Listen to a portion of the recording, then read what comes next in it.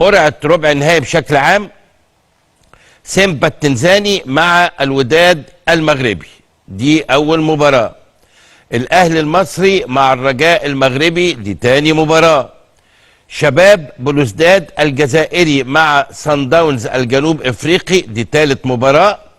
شبيبه القبائل الجزائري مع الترجي التونسي، دي رابع مباراه. طيب دور النصف النهائي، يعني النهارده ادي كل ماتش هيطلع منه فرقه، يبقى احنا كده بنتكلم على 4 فرق هيطلعوا.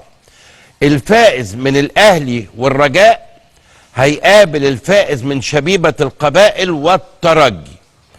سكه الاهلي مش سهله، لان انت بتلعب مع انديه من شمال افريقيا، الامور بتبقى معقده شويه، ولو انه صن داونز الجنوب افريقي ايضا من الفرق الكبيره المزعجه يعني.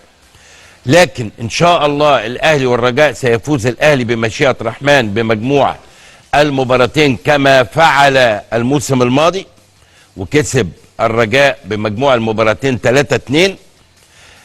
الفائز من الاهلي والرجاء هيلتقي مع الفائز من شبيبه القبائل والترجي التونسي، واتصور ان الترجي هو الاقرب، وان كان الترجي ما هوش ترجي بتاع زمان بصراحه يعني، لكن في كل الاحوال اتصور هذا. الفائز من شباب بلوزداد وصن داونز هيلتقي مع فائز من سيمبا والوداد. اعتقد ان صن داونز سيحقق نتيجه ايجابيه ذهابا وعوده على شباب بلوزداد، واعتقد الوداد ايضا سيحقق نتيجه ايجابيه مع سيمبا، بما يعني ان الدور نصف النهائي هيبقى صن داونز امام الوداد المغربي، وده ماتش ايضا نار كرويه. بعد كده الدور نصف النهائي اللي انا اتكلمت عليه ده هيبقى يوم 12 او 13 مايو ذهابا، ويوم 19 او 20 مايو ايابا. تمام. في حال ان شاء الله تأهل الاهلي هيلعب مباراة الاياب ضد الفائز من شبيبة القبائل والترجي على ملعبه.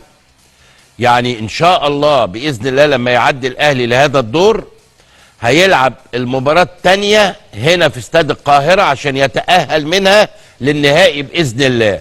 على فكرة مهمة قوي ان انت تلعب اللقاء الاياب على ملعبك، لكن الفاينل بمشيئة الرحمن في حالة وصول الهلال الاهلي هيبقى خارج ملعبنا.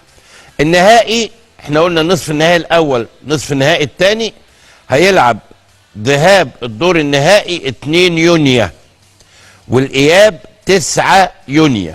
حال تأهل الاهلي بقى للمباراة النهائية هيلعب الذهاب زي ما قلنا على ملعبه في استاد القاهرة، بينما الاياب هيبقى خارج ملعبه.